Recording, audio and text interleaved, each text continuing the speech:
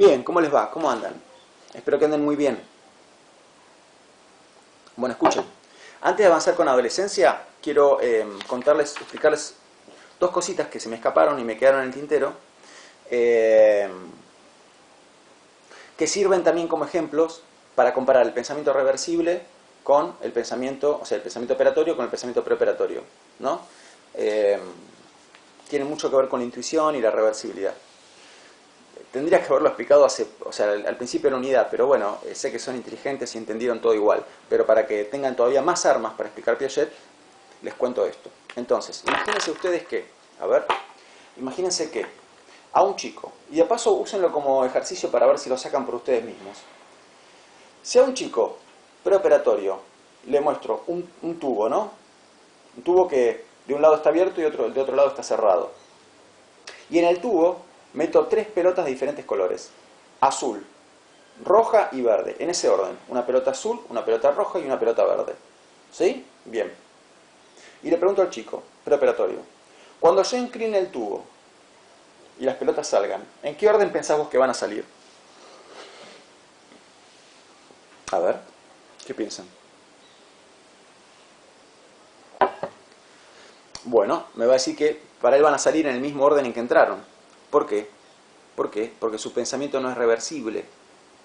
Sus representaciones mentales son fijas. Si él tuviera reversibilidad, me podría decir, o sea, yo creo que dije azul, rojo, verde. Ya se me olvidó que dije. Creo que dije azul, rojo, verde. Bueno, entonces el chico preoperatorio, si vio que entraron en el orden azul, rojo, verde, me va a decir que van a salir azul, rojo, verde. En cambio el chico operatorio concreto, que tiene reversibilidad, me va a decir que van a salir en el orden verde, rojo, azul. ¿No? ¿Por qué? Porque le está pudiendo revertir sus representaciones mentales, revertir mentalmente lo que vio perceptivamente. ¿No es cierto? Insisto, no me acuerdo cómo fue que dije al principio, si dije azul, rojo, verde o rojo, azul, verde. Bueno, ustedes me entienden. Y lo otro también que me quedó en el tintero, es el siguiente ejemplo. Ok, se los voy a explicar usando este cachito que me queda acá de la hoja. Si ustedes, a un chico preoperatorio, a ver si lo puedo hacer acá, ya sé, a ver, espérenme un momentito, se los voy a mostrar con monedas. Quédense ahí.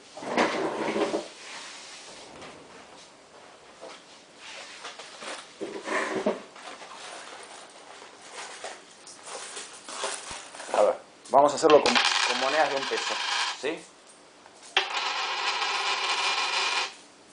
No, monedas de 2 pesos, porque de 1 peso no me alcanzan.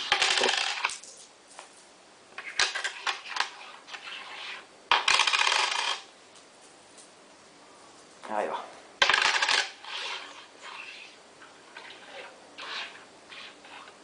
Bien. Ok. Voy a agarrar la cámara. Entonces, si yo a un chico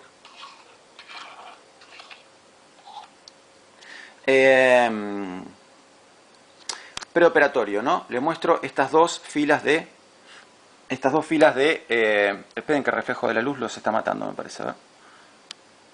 Ahí va. Le muestro estas dos filas de monedas. Y le pregunto, bueno, ¿vos qué pensás? ¿Que acá, en esta fila, hay más que en esta fila? ¿Hay menos que en esta fila? Vamos a separar un poquito más para no confundir al chico. Ahí está. ¿Sí? ¿Vos qué pensás? ¿Que en esta fila hay más que en esta? ¿Hay menos que en esta? ¿O hay la misma cantidad de monedas que en esta? El chico mira las monedas, ¿no es cierto? Y ahí está, las ordené un poquito más. Y me va a decir, hay la misma cantidad. ¿Y qué hago yo luego? Bueno, digo, bueno, a ver, y hago así.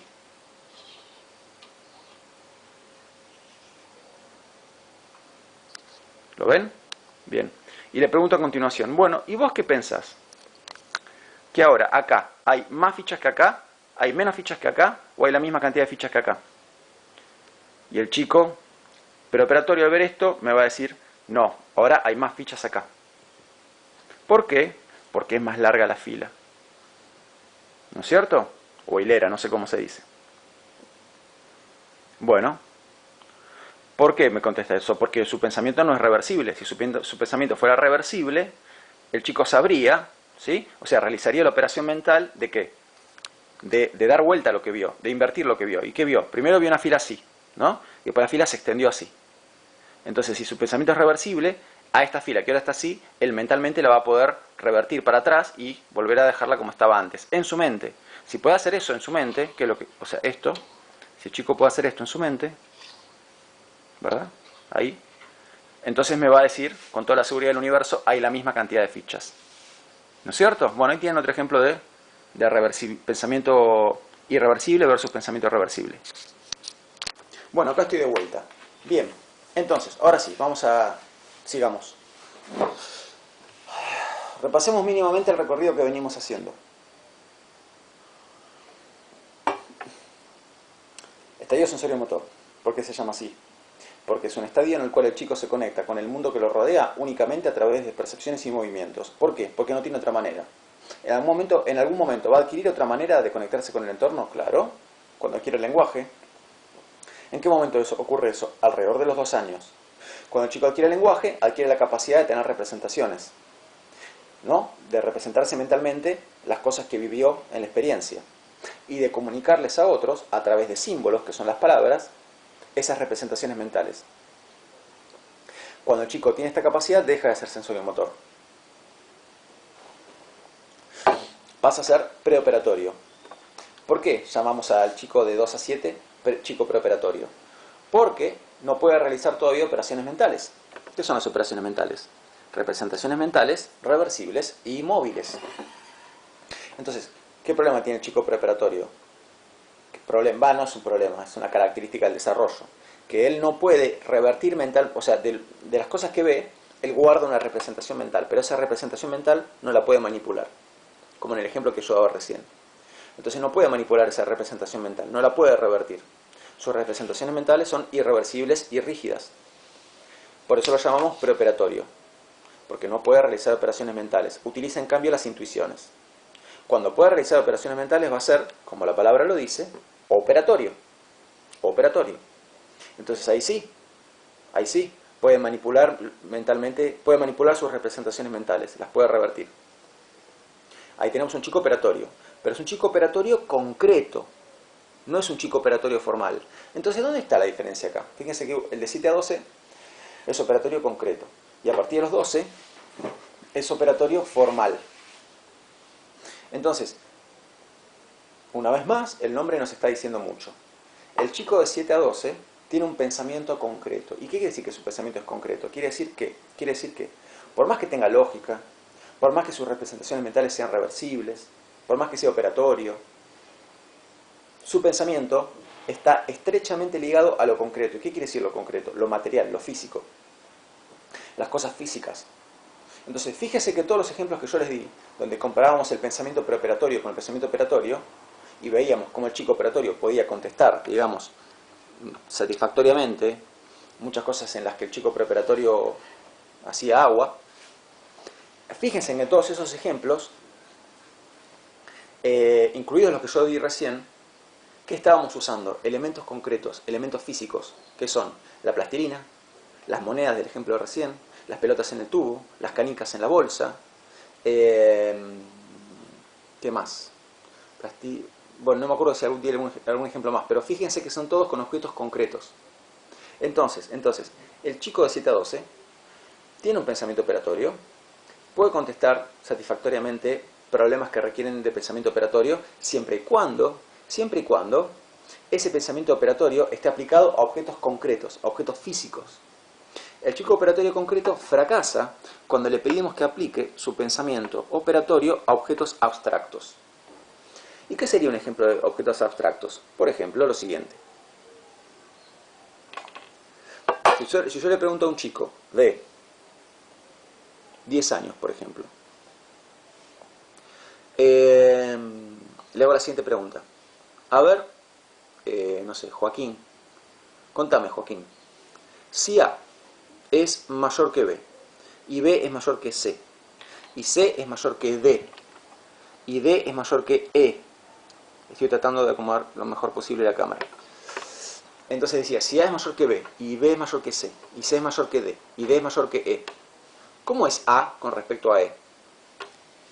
Les pregunto a ustedes, ¿cómo es A con respecto a E? Mayor, obviamente. Lo saben por lógica. Pero,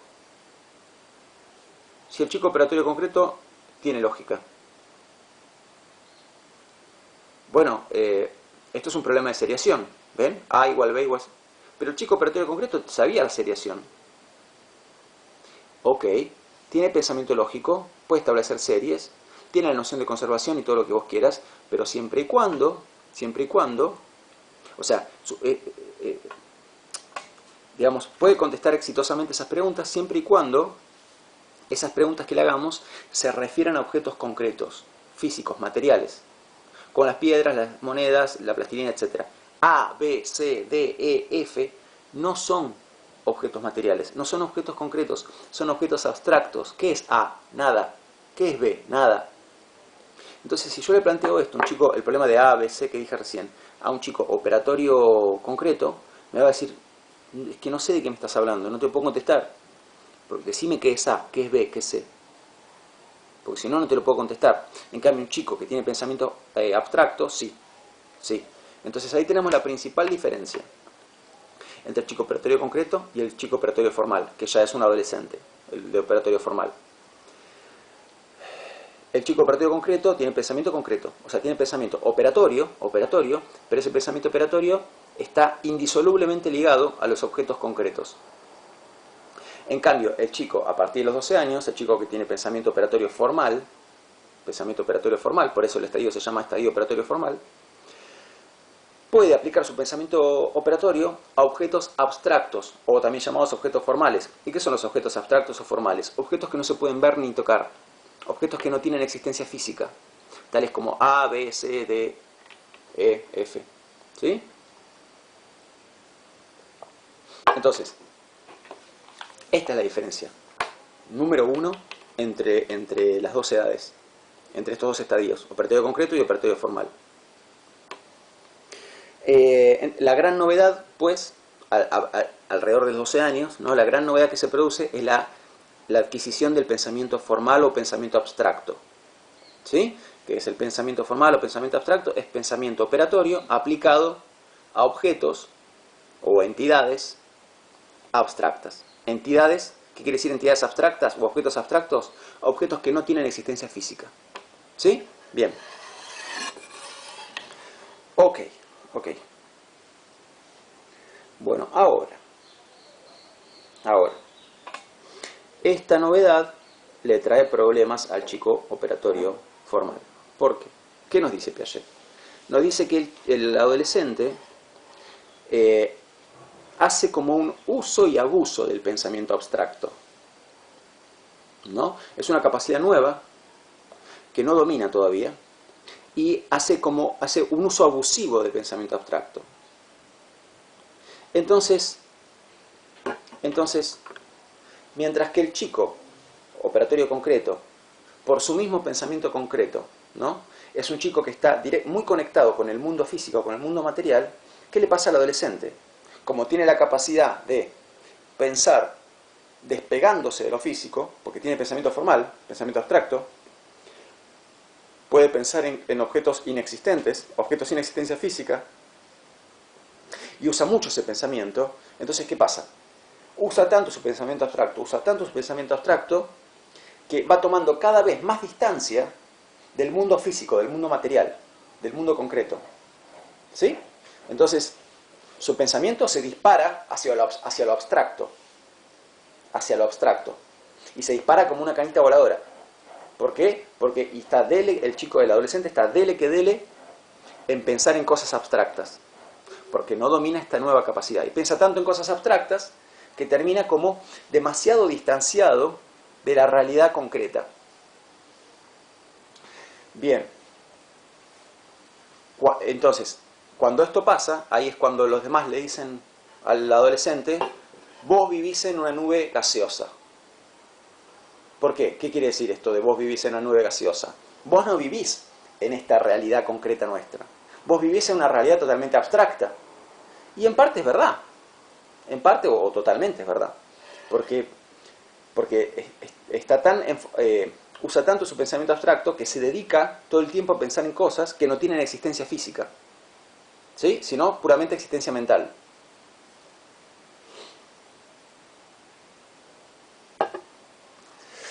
Por eso el adolescente dedica tanto tiempo, dice Piaget, a pensar en cosas como la libertad, el futuro de la humanidad, Dios, el destino. ¿Sí? Poder pensar en estas cosas es tener pensamiento abstracto, porque ninguna de estas cosas que yo dije se pueden poner arriba de la mesa como se pone arriba de la mesa las monedas que puse recién, la plastilina que les mostraba en el otro video, las canicas, etc. No se puede.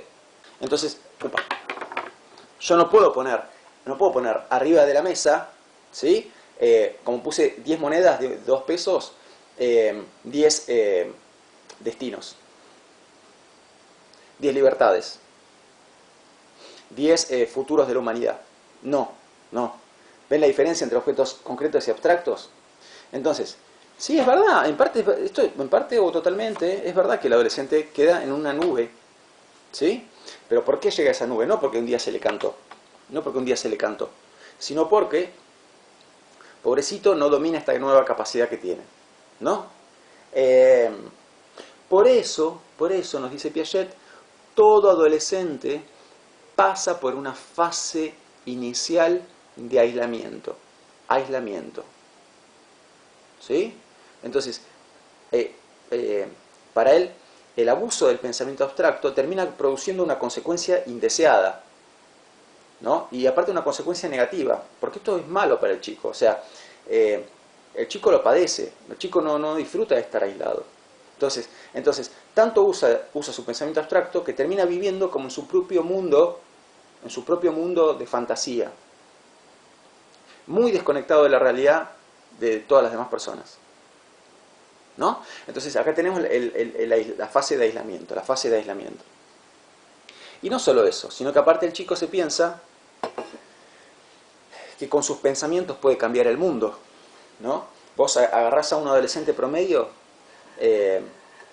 cuando está en esta fase, hablas con él y parece que él tiene la posta sobre cómo cambiar a la humanidad y que todo vaya bien, ¿no? Él tiene grandes planes sobre cómo debería ser el mundo. Bueno, esto es el egocentrismo metafísico del adolescente. Vieron que yo les había dicho en algún video, ya no recuerdo cuál, que en cada momento de la vida hay diferentes egocentrismos de los que hay que salir. Y hay fundamentalmente 3 egocentrismos en el desarrollo. Está el egocentrismo físico del chico sensorio-motor, ¿sí? Que se piensa que el mundo físico depende de él. Yo no lo desarrollé en el video, pero tiene que ver con un pensamiento omnipotente del bebé que piensa que las cosas que ocurren a su alrededor ocurren porque él las hizo ocurrir, ¿no? Y que si algo existe porque él lo ve, y todas estas cosas que yo decía. Bien, eso es el egocentrismo físico del bebé, del chico sensorio-motor. Tiene que salir de ese egocentrismo. En el siguiente estadio, en el preoperatorio, el egocentrismo del que hay que salir es el egocentrismo social, del cual hablamos un montón. ¿Cuándo se termina de salir? Cuando el chico se hizo operatorio concreto. El siguiente egocentrismo, pues yo les dije que son 3, es el de la adolescencia. O sea que son 4 los estadios, pero digamos que hay egocentrismo en el sensorio motor, en el preoperatorio y en el operatorio formal, ¿no? El operatorio concreto en realidad no tiene un egocentrismo que lo caracterice, sino que es la salida del egocentrismo del estadio anterior. Pero son 3 los egocentrismos, 3. El egocentrismo físico del chico sensorio motor, el egocentrismo social del chico preoperatorio y el egocentrismo metafísico del adolescente. Esos 3. Entonces, ¿por qué hablamos de que el adolescente tiene un egocentrismo metafísico? Porque piensa que sus ideas pueden cambiar el universo, ¿no? El adolescente es como que se endiosa a sí mismo en sus fantasías. Bueno, y alternando este endiosamiento con periodos de gran depresión. Entonces el adolescente es un sujeto anímicamente muy volátil. Y por todas estas cosas la pasa mal el adolescente, ¿eh? O sea, sufre mucho. Recuerden que adolecer significa sufrir. Ok, bien. Entonces, todo adolescente pasa por una fase de aislamiento. Ahora, de esto hay que salir. de esto que es salir. Bien, ustedes recuerdan que cuando yo hablaba de núcleo duro, les decía que hay desequilibrio y equilibración, desequilibrio y equilibración. Bueno, esto para Piaget es como el gran desequilibrio de la adolescencia, el aislamiento. Hay que salir. Para él, el adolescente lo que necesita es lograr una equilibración. Esa equilibración, cuando la logre, lo va a sacar de este aislamiento y lo va a conectar de vuelta con la realidad. Pero esperen, tenemos que ver cómo ocurre esa equilibración. Entonces, el adolescente está aislado, no le está pasando bien, piensa que puede cambiar el mundo, piensa que la humanidad lo único que tiene que hacer es escucharlo a él y listo, va a andar todo bien. Y no se conecta con nada ni con nadie. Ok, bueno, el primer paso para salir de esto, ¿cuál es? El primer paso para salir de esto es darse cuenta de que hay otros adolescentes a los que les pasa lo mismo que a él. Adolescentes que sienten que el mundo está equivocado, adolescentes que están muy distanciados de la realidad, muy peleados con la realidad, adolescentes que viven en sus propios pensamientos también. Entonces, cuando el chico o chica se conecte con estos otros adolescentes,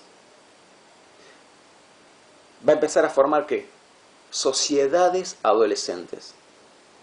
Entonces, lo primero que logra sacar el chico de su aislamiento son las sociedades adolescentes, los grupos adolescentes. Y ahí tenemos lo que sería como una segunda fase, ¿no?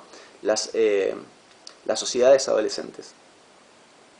Ahora bien, lo bueno de las sociedades adolescentes es que sacaron al chico o chica de su aislamiento.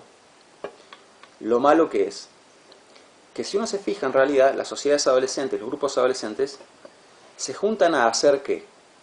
A ver, piénsenlo por un momento.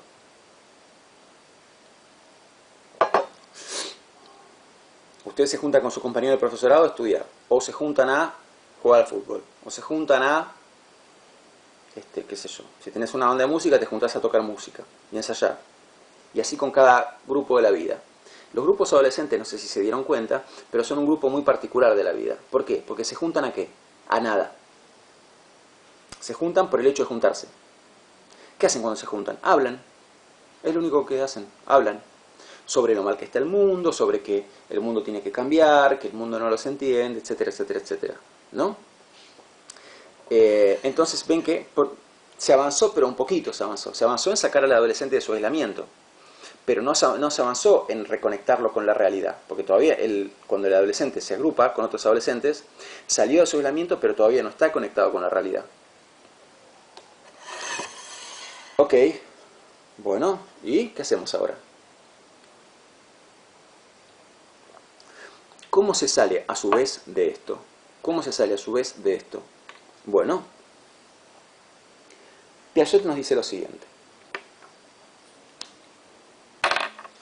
El adolescente va a salir de esa fase cuando se convierta de reformador a realizador.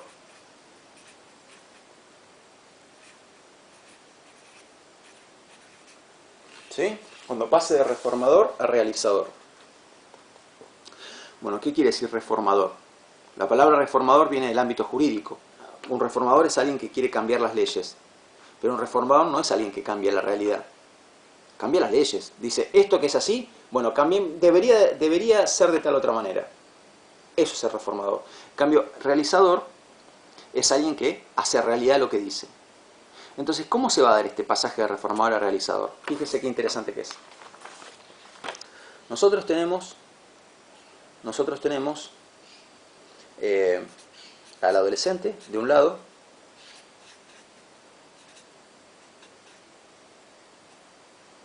y a la realidad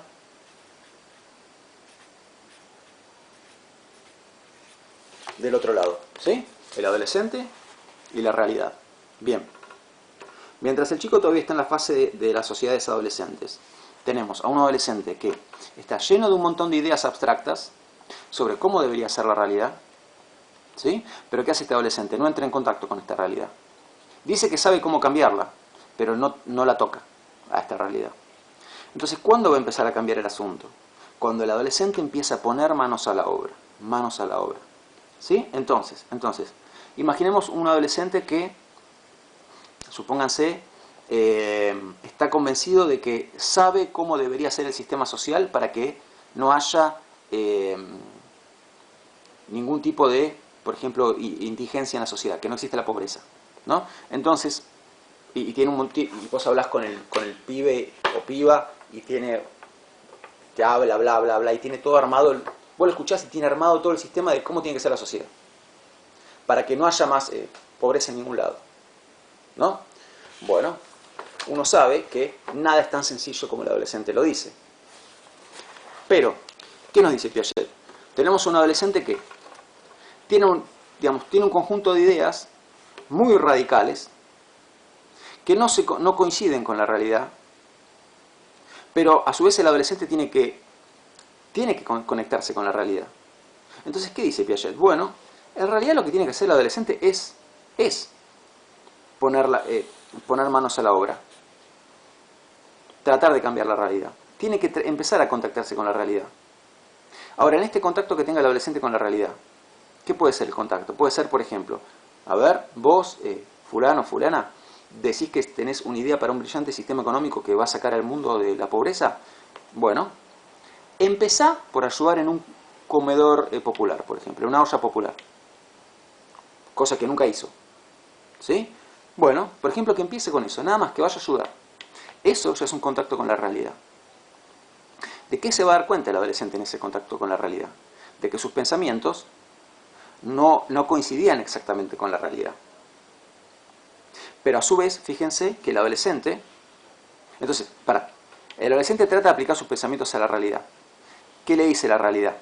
La realidad lo modifica al adolescente. Y le dice, no es todo tan así como vos pensás. Pero el adolescente sigue actuando sobre la realidad. Y sigue yendo a la olla popular.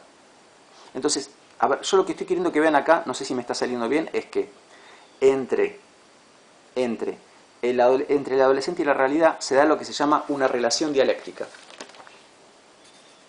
Vamos a anotar esta palabrita. A ver, no sé si me salió bien en el primer intento, ¿eh? Vamos a continuar hasta que salga bien. Entre el adolescente y la realidad se va a dar una relación dialéctica. ¿Y qué quiere decir esta relación dialéctica? Quiere decir que...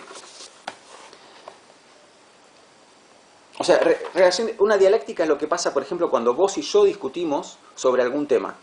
Discutimos no haciendo un monólogo colectivo como el chico preparatorio. Discutimos donde yo digo algo, suponete, ¿no? De política, digo tal cosa, y después te toca hablar a vos, que pensás diferente a mí. Entonces vos tomás lo que yo digo y tratás de refutarlo, mostrar que estoy equivocado, y me das un argumento superador, o aparentemente superador. Yo tomo lo que vos me decís, trato de mostrarte que tu argumento no es superador, trato de encontrar los puntos débiles de tu argumento y plantearte un argumento que a su vez para mí es superador.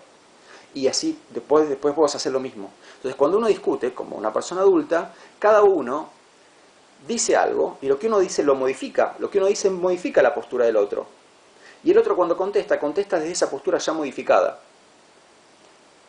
Y su contestación, su respuesta, me modifica a su vez a mí. Entonces es un ida y vuelta donde yo te modifico con lo que digo y vos me modificás a mí, y yo te modifico a vos y vos me modificás a mí.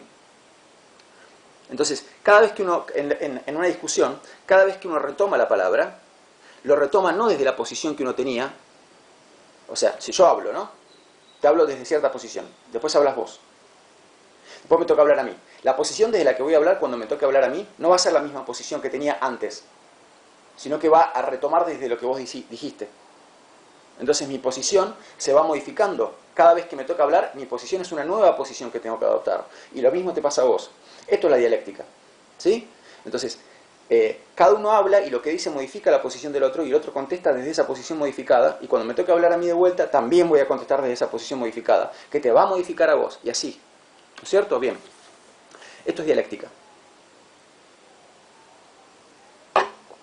Entonces, supóngase que discutimos de, qué sé yo, ¿existe Dios? Bueno, y, no sé, vos me decís, supóngase que yo creo que existe Dios y vos no crees que existe Dios. Entonces vos me decís, Dios no existe porque, nieto, Dios no existe porque hay injusticia en el mundo. Y si Dios es bueno, no sé por qué permite esa injusticia. Y yo te digo, No, lo que vos no entendés es que la injusticia no es producto de Dios. La injusticia la produce el hombre, ¿no? Porque el hombre es el que peca y al pecar obra en contra del plan de Dios. Dios tiene un plan y el plan es que nosotros nos portemos bien, pero nos dio libertad. Entonces está en nosotros actuar de acuerdo a ese plan o no. Y vos me decís a continuación, bueno, pero hay cosas malas que ocurren que no son obra del hombre. Por ejemplo, un terremoto. Es injusto que mueran 20.000 personas en un terremoto. Y ahí no actúa el hombre, me decís vos a mí. Ven que ya, o sea, buscás refutarme, pero lo que te estás diciendo ahora no fue lo mismo que dijiste la vez anterior, sino que lo que decís ya está modificado por lo que yo dije. Tomás lo que yo dije. Lo que yo dije modificó tu postura. Y vos me contestás a mí desde una postura ya modificada, porque me estás hablando del terremoto, ¿no? Y eso a mí ahora me va a obligar a contestar desde otro lugar, porque si yo ahora te repito, no, lo que pasa es que el que se porta mal es el hombre, entonces el mal proviene del pecado. Yo no te voy a contestar esto. Esto es decir lo mismo que dije antes. Esto es hacer monólogo colectivo. Esto hacen los locos, ¿no? Bueno, yo te voy a contestar desde una postura ya modificada. Vos me estás diciendo que el terremoto también es algo malo y no es obra del hombre. Y evidentemente Dios lo permite, porque si Dios creó la tierra, ¿cómo no va a poder impedir un terremoto? Entonces yo ahora tengo que ver cómo te contesto a esto, ¿no? Bien, esto es la dialéctica. Esto es la dialéctica. Entonces, y sigo con esto porque ya lo del terremoto se me complica un poquito contestar. O sea, en verdad, lo que te tendría que contestar es que el terremoto no es malo. Porque para vos el terremoto es malo porque estás pensando en la muerte. Y la muerte no es mala. Lo único malo es pecar. Es un punto de vista muy radical, pero coherente. Coherente. Y así seguiría la discusión, ¿no? Y vos ahora tendrías que contestarme, no, sí, la muerte es mala porque... Y seguimos, y seguimos, y seguimos. Ok, bien, muy bien. Bueno, volvamos acá. Entonces, entre el adolescente y la realidad se va a dar una relación dialéctica. Una relación dialéctica, donde lo que el adolescente hace modifica un poquito la realidad, y la realidad modifica un poquito al adolescente, y luego el adolescente modifica un poquito la realidad, y luego la realidad modifica un poquito al adolescente, y así. Esto es una relación dialéctica. ¿Por qué decimos que el adolescente modifica un poquito la realidad? Porque la olla popular de la que les estoy hablando ganó un colaborador más. Hay una persona más ayudando en la olla. ¿Ven que en algo se modificó la realidad? Esa es una olla popular que funciona mejor que antes. Pero a su vez la realidad le muestra al adolescente que no era la cosa como él pensaba, que era cuestión de aplicar sus ideas y ya desaparecía la pobreza. No era así. Entonces el adolescente va a tener que ajustar sus ideas sobre la pobreza. Y va a pensar, bueno, esto no era tan así como yo pensaba. ¿Y cómo podría ser un mejor plan para eliminar la pobreza? Y podría ser de tal manera. Y prueba de aplicarlo en la realidad. Y la realidad, una vez más, con la acción del adolescente, se va a ver modificada, un poquito modificada. No como el adolescente querría, pero se va a ver un poquito modificada. Y a su vez va a modificarlo al adolescente y le va a acomodar todavía más sus pensamientos. ¿Sí? Entonces, en este ida y vuelta, en este ida y vuelta dialéctico, el adolescente va pasando de reformador a realizador. De reformador a realizador. Yo no me canso de rescatar en esto lo que Piaget está diciendo. ¿Por qué? Porque fíjense ustedes que todo el mundo le dice al adolescente, nene, vos estás equivocado, vas a crecer y vas a ser adulto cuando entiendas que todo lo que pensás es un error y que la realidad es como es y no la puedes cambiar. Piaget no dice eso. Ni dice eso, que el adolescente está 100% equivocado y la realidad no la puedes cambiar, ni dice lo contrario, che, adolescente, tenés razón, sos un capo total de la vida. El mundo está equivocado y el que tiene razón sos vos. No dice ni una cosa ni la otra. ¿Qué hace Piaget? Piaget es como que desafía al adolescente, le dice, a ver cómo es lo que decís. Trata de ponerlo en práctica. A ver, mostrame un poquito cómo es. Y cuando trate de ponerlo en práctica, va a pasar esto. Esto de que Piaget desafía al adolescente es metafórico, no es que Piaget andaba por ahí desafiando a los adolescentes en la calle, ¿no? El planteo teórico es como un planteo que lo que muestra es que si bien es verdad que el adolescente está equivocado cuando piensa que puede cambiar el mundo, es mentira que la realidad no puede cambiar, ¿no? Entonces, ni el adolescente tiene razón cuando dice que puede cambiar el mundo y que todo el mundo le tiene que hacer caso, porque él tiene la posta de la vida, ni tampoco tiene razón una persona que piensa que la realidad no puede cambiar. La realidad sí puede cambiar. No puede cambiar como el adolescente la querría cambiar. Eso no se puede. ¿Sí? Sino que la manera de salir de la adolescencia, la manera de convertirse en adulto es este intercambio dialéctico. Y en realidad Piaget dice que el adolescente para convertirse en adulto tiene que lograr dos cosas. Entonces, recapitulando.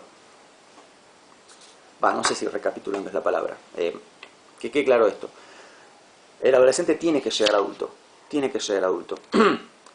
Para que el adolescente llegue adulto, para que se convierta en adulto, hace falta que para que el adolescente se convierta en adulto, hace falta que logre dos cosas. Una es lo que escribe acá arriba. Pasar de reformador a realizador. Y la otra cosa que el adolescente tiene que lograr para convertirse en adulto es formar su personalidad.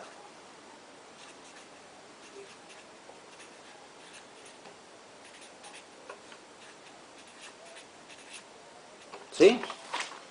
Las dos cosas. ¿Cuándo podemos decir que ya no tenemos un adolescente, sino que tenemos un adulto? Cuando pasó de reformador a realizador y formó su personalidad. Tiene que cumplir estos dos requisitos. Bueno, ¿y qué quiere? Esperen, en relación con, antes de hablar de la personalidad, volvamos, digamos, una cosita más sobre la relación entre el adolescente y la realidad. Piaget dice por ahí, y fíjense qué interesante, que muchas de las más grandes personas, muchas de las figuras que más admiramos hoy en día, ¿no? Sean intelectuales, artistas, científicos, son personas cuya vocación nació en la adolescencia. En general es así, dice Piaget. Son personas que en su adolescencia sintieron como un fuego que se encendió, ¿no? Llamalo si querés un plan medio omnipotente sobre lo que querían ser y lo que querían lograr. Y si bien no lo lograron tal cual, porque las cosas omnipotentes son imposibles de lograr, si bien no lograron realizar tal cual esa idea que tenían, sin embargo no abandonaron ese pensamiento del todo, sino que siguieron luchando por llevarlo a cabo. O sea, siguieron como luchando por esto, ¿no? Entonces, si vos mirás, por ejemplo, la biografía de un gran artista, te vas a dar cuenta de que en algún momento de su adolescencia nació su vocación artística. Y su camino artístico es una lucha por hacer realidad eso que le nació en la adolescencia. Y que si lo hubiera abandonado, hoy en día no sería el artista que es. ¿No? Bueno, qué sé yo. No sé si esta idea termina de encajar 100% con la teoría, pero a mí me gusta y me parece que está bien que lo diga. Y que tiene razón, que es que muchas de las personas que más admiramos, ¿no? Sintieron su llamado, su vocación en la adolescencia y no la abandonaron. Que no pasa siempre. Hay adolescentes que lamentablemente cuando se convierten en adultos dejan de ser lo que eran. Y hay personas que no. O sea, personas que logran mantener viva cierta llama que se encendió en la adolescencia. Esas personas logran ser personas muy interesantes en la adultez y lograr grandes cosas. Bueno, listo. Esto que lo quería decir. Pasemos entonces a la formación de la personalidad y ya terminamos, ¿sí? Con la clase. Bien, ok. Formación de la personalidad. Bien, primera aclaración. Dos aclaraciones.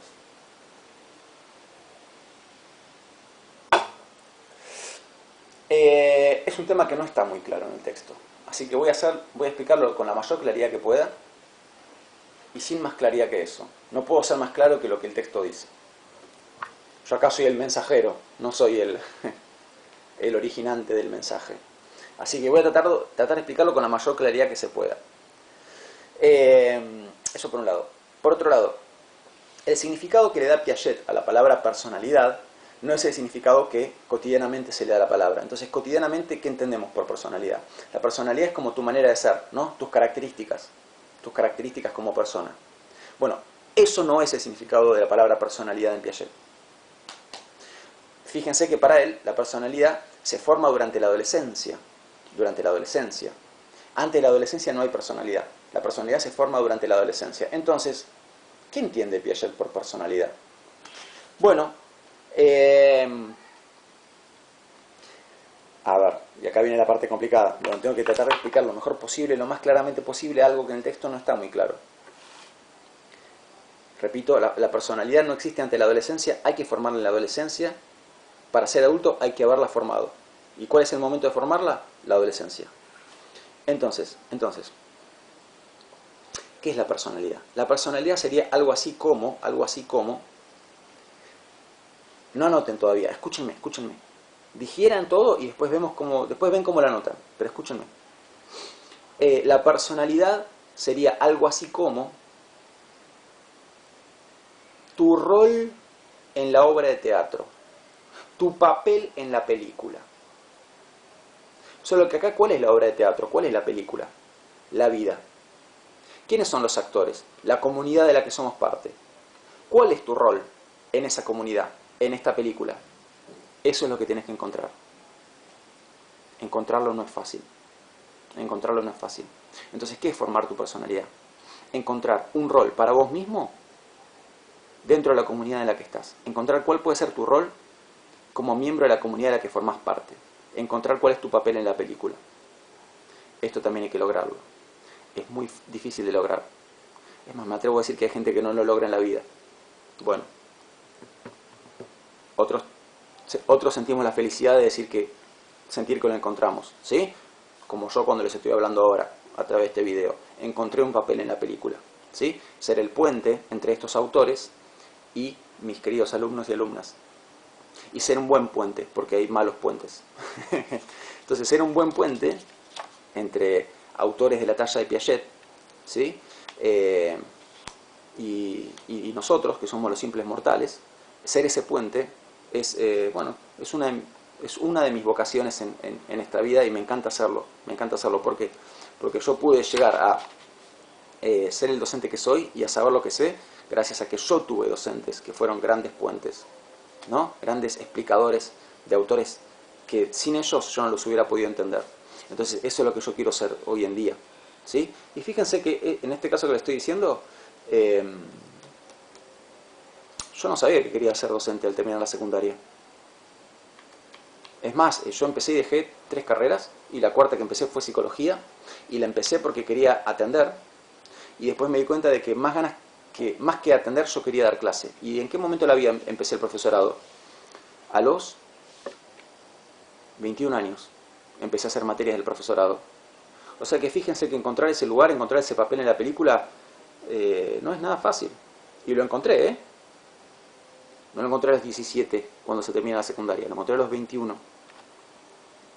Bueno, no es fácil.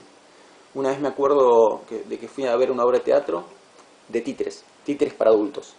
Una cosa que me encantó. A mí me había fascinado. Y el titiritero, cuando terminó la obra, todo. Yo realmente quedé impactado porque no pensé que me podía conmover tanto. Le habló al público. Aparte impacta, ¿no? Porque el títere vos es como que lo ves con vida propia. Termina la obra y te das cuenta de que el títere era un muñeco inerte. El que le dio vida fue el titiritero, ¿no? Cuando terminó la obra dijo que bueno, que algunos se dan cuenta desde muy chicos de lo que quieren ser y otros se dan cuenta de adultos. Y él dijo, yo me di cuenta de adulto de que lo que quería hacer era esto, ¿no? Y lo logró porque a mí me había conmovido. Entonces encontró su papel en la película. Bueno, esto es lo que Piaget llamaría formar la personalidad.